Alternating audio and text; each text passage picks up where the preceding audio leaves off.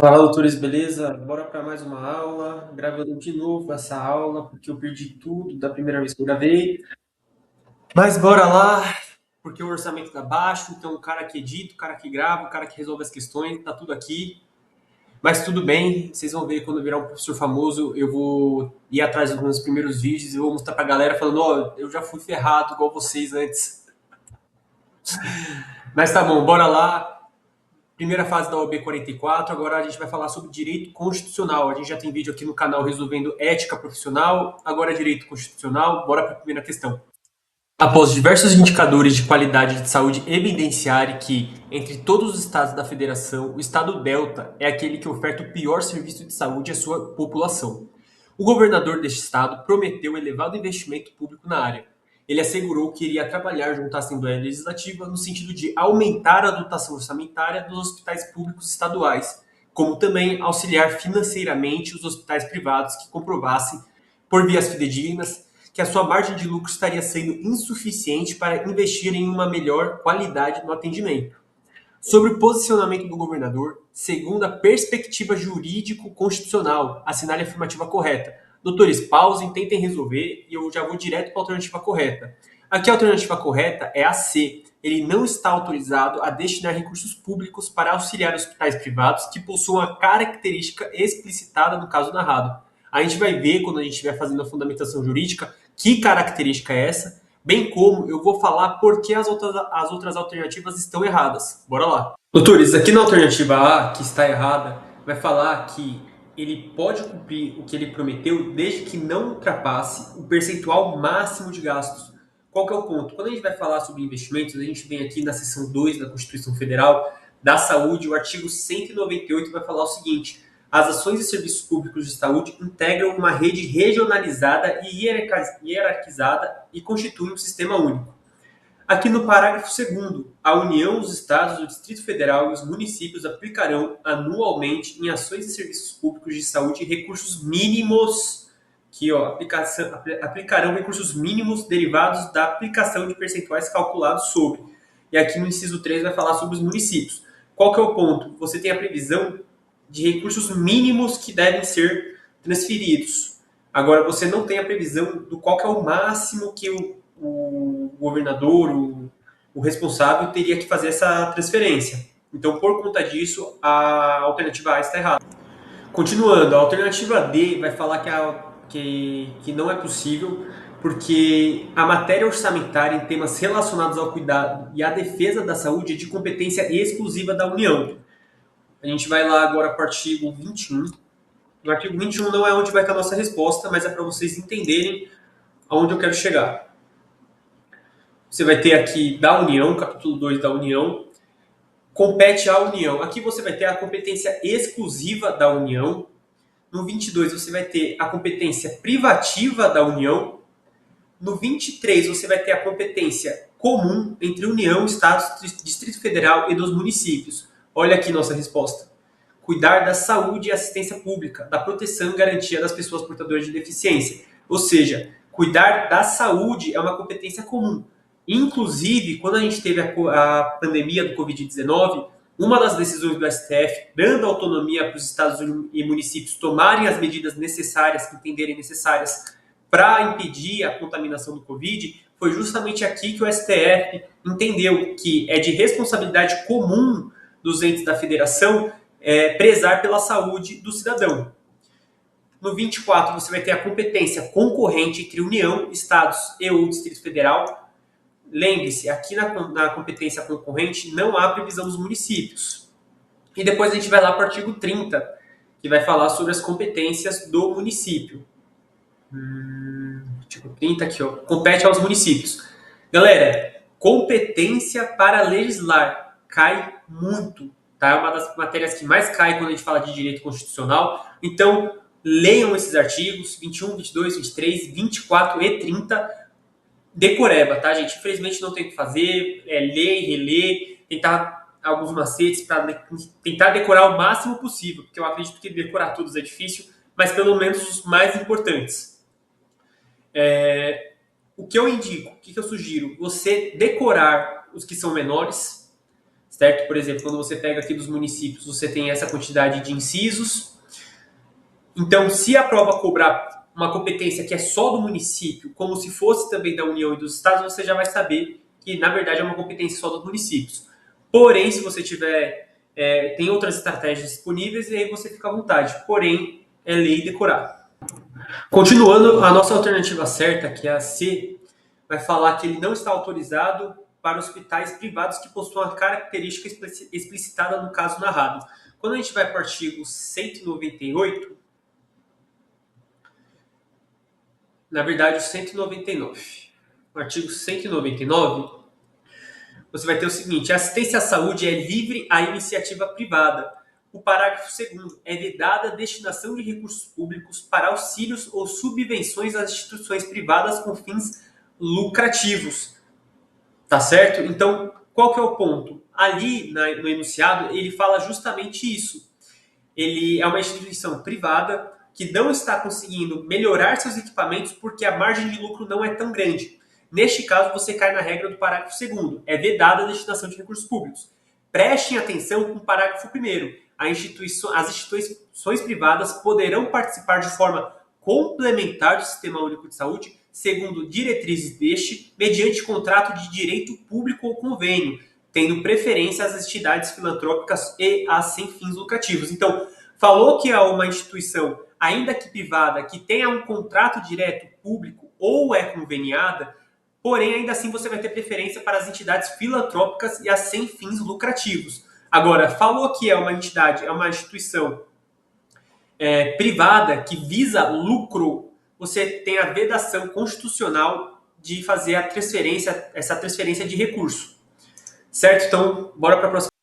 Um consumidor, cliente de instituição financeira constituída sob a forma de sociedade de economia mista federal, teve seu nome negativado indevidamente em um cadastro de devedores. Por essa razão, procurou você, na qualidade de advogado, para saber se seria possível ingressar, de acordo com a Constituição da República, com uma ação de responsabilidade civil em face da referida instituição no âmbito da Justiça Federal. Com base na situação descrita e no sistema jurídico constitucional brasileiro, assinale a opção que apresenta corretamente sua resposta. Galera, aqui a alternativa correta vai ser a alternativa D. A despeito de possuir a União como seu sócio majoritário, a ação de responsabilidade civil em face da instituição financeira deve ser proposta na justiça estadual. Bora para a fundamentação jurídica. Doutores, aqui para responder você poderia ter tomado duas linhas de raciocínio. A primeira é o seguinte: a súmula 556 do STF vai falar o seguinte: é competente a justiça comum para julgar as causas em que é parte sociedade de economia mista. Aqui você já tem a resposta da alternativa. Porém, vai ter gente que não estuda súmulas, o que é um erro. Estudem as principais súmulas. Conforme a gente for resolvendo as questões, quando tiver um fundamento em súmula, eu vou trazer para vocês. A gente vai responder agora a prova 44, mas também vou pegar as outras provas da OAB e ir respondendo com vocês, para vocês verem quais são as principais súmulas que caem. Então, estudem as súmulas, porém, ainda assim, você tinha a opção de ter a linha de raciocínio para chegar na resposta certa. O artigo 109, aos juízes federais compete processar e julgar. Inciso 1. As causas em que a União, entidade autárquica ou empresa pública federal forem interessadas na condição de autoras, réis, assistentes ou oponentes. Doutores, qual que é o ponto aqui? Quando a gente fala de justiça federal, você vai ter um rol falando de quando ela vai ser competente. Deste modo, quando a gente fala de uma competência da justiça comum estadual, você vai ter uma justiça residual. O que não estiver com previsão aqui nos incisos vai para a justiça estadual. Ou seja, se aqui no inciso 1 está escrito União, entidade autárquica ou empresa pública, não tem previsão de sociedade de economia mista, você já joga a sociedade de economia mista lá para a justiça estadual, tá bom? Acho que é só isso. Bem simples. Bora para a próxima questão. Bora lá, doutores. Questão 13 da prova da OAB 44, Direito Constitucional. No estado Sigma foi promulgada a lei estadual que aborda a matéria de direito financeiro. Ocorre que as disposições desse diploma normativo entram em conflito com as normas do Ato das Disposições Constitucionais Transitórias, a DCT, que ainda produzem seus naturais efeitos. O presidente do partido político Delta, o deputado federal João Silva, sem possuir conhecimentos jurídicos, resolve consultar você como advogado para saber se poderia questionar a constitucionalidade das normas da lei estadual, por afrontarem as normas da DCT. Assinale a opção que indica a resposta correta à consulta formulada. Doutores, atos de disposições constitucionais transitórias ainda possuem estrutura constitucional, certo? Então, por conta disso, quando você tiver uma norma infraconstitucional, que são as leis em regra, também vão ter os outros atos normativos, lá aquela pirâmide de Kelsen que todo mundo já está cansado de saber, você vai ter uma questão de constitucionalidade. A resposta correta aqui, pausa, tenta resolver, mas eu vou direto para a alternativa correta. A resposta correta aqui é, na medida que as normas da DCT têm estrutura constitucional, pode ser proposta ação direta de inconstitucionalidade para que seja reconhecida a inconstitucionalidade das normas da lei estadual. Tá? Então, ainda que seja uma ADCT, não esteja ali nos artigos principais da Constituição Federal, se vier uma norma federal, estadual, que afronte o que está escrito na ADCT, você pode impugnar aquela norma por meio de ADI, de algum controle concentrado de constitucionalidade, para o STF julgar, tá bom? Bora para a próxima questão.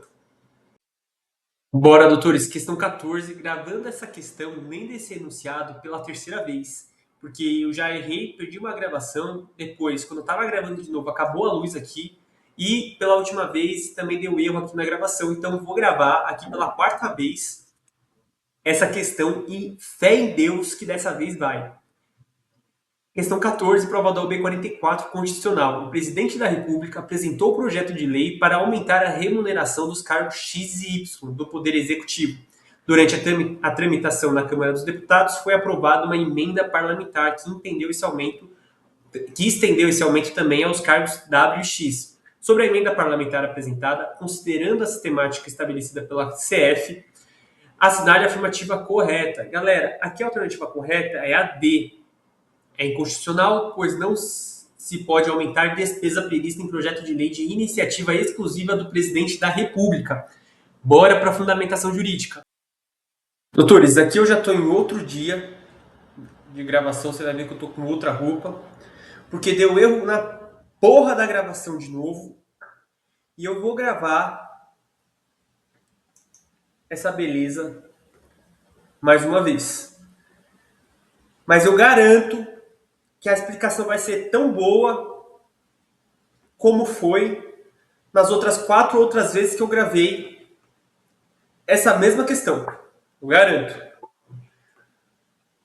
A resposta da nossa questão vai estar no artigo 61, parágrafo 1º, inciso 2. Galera, das leis, o artigo 61 vai falar sobre a iniciativa das leis complementares e ordinárias. Leiam bastante isso aqui, porque vai falar quem é legitimado para iniciar uma proposta de lei. A gente vai ver aqui que é qualquer membro ou comissão da Câmara, Senado, Congresso, Presidente da República, STF, Tribunais Superiores, PGR e cidadãos. Cidadãos é a iniciativa popular. Você tem que atingir o mínimo, também em cada estado tem a regra específica. Quando cair questão disso, eu vou explicar. Outro adendo, iniciativa para PEC, proposta de emenda à Constituição, tem outros legitimados. Há uma diferença. Também vou trazer em momento oportuno, num vídeo em que eu estiver explicando sobre iniciativa de leis, ou quando eu resolver uma questão que cai sobre iniciativa de PEC. Porém, decorem isso aqui, porque é muito importante, porque a FGV às vezes cobra, troca, fala quem são os legitimados da PEC como se fosse de uma lei complementar, e você, o candidato, tem que estar esperto com isso. Ponto. Seguindo aqui para a questão. Artigo 61, parágrafo 1º, inciso 2. São de iniciativa privativa do presidente da República as leis que, inciso 2, disponham sobre a linha A, criação de cargos, funções ou empregos públicos na administração direta ou autárquica, ou aumento de sua remuneração. Aqui está a nossa alternativa. Ali o enunciado trata justamente disso. O presidente da República, por meio de uma lei, de uma iniciativa de lei que é privativa dele, ele ia aumentar a remuneração do cargo X Z. Porém, durante a tramitação da aprovação, a Câmara dos Deputados aumentou a abrangência, colocando mais um cargo, vedado, porque é privativo do presidente da República iniciar projetos de leis que tratem sobre aumento da remuneração de função emprego público, certo? Beleza, bora para a próxima questão, e é isso. Questão 15, prova da OAB 44, Direito Constitucional. A partir da análise do conflito sobre normas constitucionais originárias em uma relação processual, ambas válidas e vigentes, João, advogado do autor, sustentou que a norma X, por ser sobre a perspectiva conteudística, materialmente constitucional, deve ter preponderância sobre a norma Y, pois esta última versa sobre a matéria que não é própria de uma Constituição, sendo considerada norma constitucional apenas sob o prisma da forma. Pedro, advogado da parte ex-adversa, por não concordar com a análise de João, se opõe, afirmando que, sob uma perspectiva normativa e hierárquica, a disposição não possui sentido, já que, prima facie, ambas as normas possuem a mesma hierarquia no âmbito do ordenamento jurídico brasileiro. Sob a hipótese apresentada, segundo a visão jurídico-constitucional brasileira, assinale a afirmativa correta. Doutores, essa é a famosa questão que é fácil, porém pareceu difícil porque o examinador encheu linguiça. Colocou várias palavras que não são usadas, palavras em latim, só para confundir o candidato acabar errando uma questão por besteira. Aqui eu vou direto para a alternativa correta. A alternativa correta é a D. Pedro está correto, porque as normas X e Y, na perspectiva normativa e hierárquica, não possuem qualquer superioridade uma sobre a outra, sendo reconhecida em ambas a estatura constitucional. Aqui, galera, você vai ter o princípio da unidade quando a gente fala da Constituição Federal. O princípio da unidade faz com que você leia todos os seus artigos, todas as suas disposições, tudo em pé de igualdade. Então, uma norma, ainda que você possa... o que acontece? Havia antes uma discussão se as normas do Constituinte originárias eram preponderantes em face de emendas à Constituição. Acontece que ainda que você tenha artigos, incisos, parágrafos sendo colocados após a formação da nossa Constituição Federal lá em 88, você vai dar o mesmo valor para todas as suas disposições. Ainda que algumas apresentem um conteúdo materialmente constitucional ou alguma outra seja só formalmente constitucional. Você também vai ter essa distinção. Se vocês quiserem, posso fazer um vídeo explicando sobre essa diferença entre ser formalmente constitucional ou ter um conteúdo materialmente constitucional. Você vai ter uma distinção entre os dois. Porém, para fins do princípio da unidade, você vai ter que ambas as normas possuem o mesmo valor. Ambas as normas são da Constituição, logo têm estatura constitucional. E é isso, questão bem simples, bem fácil, bora para a próxima. Bora, galera, última questão da prova 44 de Constitucional, questão 16. Durante uma forte tempestade que causou inundações e interrupções no fornecimento de energia na cidade Delta, o prefeito municipal, buscando evitar o agravamento da situação de iminente perigo público, requisitou um gerador de energia de propriedade da sociedade empresária Gama para manter em funcionamento o hospital municipal. O equipamento foi utilizado por 2 dias até que o fornecimento de energia fosse restabelecido, o que não causou qualquer dano ao bem requisitado. Veja, ao bem requisitado, ou seja, que ele pegou da entidade privada, não causou nenhum dano a ela, aquele bem. Seguindo, diante dessa situação, o sócio-gerente de Gama compareceu à Prefeitura de Delta para exigir indenização pela requisição do bem. Doutores, aqui eu vou direto para a alternativa correta, pausem o vídeo, tentem resolver e bora lá. A alternativa correta é a B. Como o bem não sofreu danos durante a sua utilização, a sociedade empresária Gama não tem direito à indenização. Bora para a fundamentação jurídica. Doutores, nossa resposta vai estar no artigo 5º da Constituição Federal, que vai falar sobre os direitos e deveres individuais e coletivos. Bom, vocês viram que ao longo do vídeo, várias vezes eu falei que é uma matéria importante, que você tem que ler, mas com certeza se eu tivesse que listar um top 3, essa aqui com certeza estaria no meu top 3, dos direitos e deveres individuais e coletivos. Eu vou pedir para vocês estudarem bastante do artigo 5 até o artigo 14, salvo engano, Porém, nossa resposta vai estar aqui no inciso 15. No caso de iminente perigo público, a autoridade competente poderá usar de propriedade particular assegurada ao proprietário indenização ulterior se houver dano. Aqui vocês perceberam que há uma condicional, então não é só porque você teve seu bem requisitado ou você requisitou a propriedade de algum particular que automaticamente ele tem direito a alguma indenização. É necessário que esteja ali o enunciado, ele vai deixar evidenciado, explicitado que houve dano ao bem. Ali no enunciado que a gente acabou de ler, fala que não houve dano. Então, por conta disso, o proprietário não tem direito a uma indenização. O que eu vou pedir para vocês prestarem atenção? Não confundirem com o inciso... eu falei inciso 15, né? Inciso 25, esse nosso que a gente acabou de ler. Não se confundirem com o inciso 24. A lei estabelecerá o procedimento para desapropriação por necessidade ou utilidade pública ou por interesse social, mediante justa e prévia indenização em dinheiro, ressalvados os casos previstos. Aqui, olha, é uma situação anterior. Você vai ter uma necessidade de utilidade pública ou até mesmo interesse social para desapropriar o particular. E aí você vai ter, sim, uma justa e prévia indenização, e aqui não há uma condicionante que é com relação ao dano. Tá? Então, não confundam que quando falar de uma prévia indenização, é quando houver uma desapropriação por necessidade, utilidade pública ou por interesse social.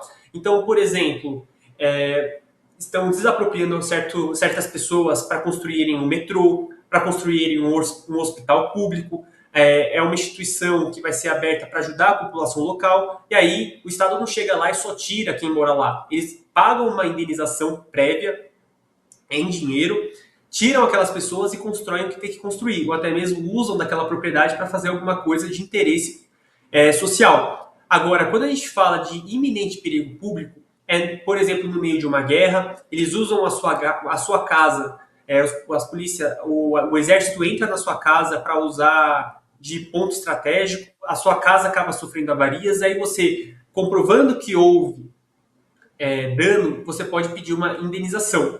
Tá? Então, entenderam a diferença? Quando for de iminente perigo público, a autoridade pode usar um bem particular, porém, quando a gente fala de uma desapropriação por necessidade, utilidade pública ou interesse social, você vai ter uma prévia indenização. Atente-se, porque fala que a autoridade competente pode usar de propriedade particular. Já vi questão cobrando o seguinte: o governador do estado de São Paulo, em iminente perigo, requisita um bem municipal. Neste caso, você não vai ter uma obrigação constitucional falando que o município vai ter que fornecer esse equipamento por uma requisição do governador. Nada impede do prefeito de determinada cidade emprestar aquele bem para ajudar, não tem problema. A questão é que, já vi questão cobrando como se o governador pudesse requisitar, mas não, ali não fala que um ente público pode requisitar de outro ente público, mas sim de um ente público em face de um particular. E é isso, doutores. Outra questão bem simples, bem fácil. Essa prova aqui, no que diz a constitucional, não estava complicada. Uma questão ou outra com um grau diferente, porém nada impossível. Se ficou alguma dúvida, deixe aqui nos comentários. Se você quer receber mais conteúdo desse tipo, já segue aí para mais. Já tem vídeo aqui no canal explicando sobre ética profissional da prova 44. Não sei qual que vai ser a próxima matéria que eu vou gravar, mas já segue aí. Se você é alguém que está se preparando para a prova da OAB, também eu vou trazer outros conteúdos referentes a concurso público, resolvendo provas de concurso público e tudo mais. E é isso. Se você conhece alguém que está se preparando para a prova da OAB também, manda esse vídeo para ela, fala para ela seguir aí, porque vai vir muito mais conteúdo que tem bastante qualidade. E é isso, doutores. Valeu. Até a próxima.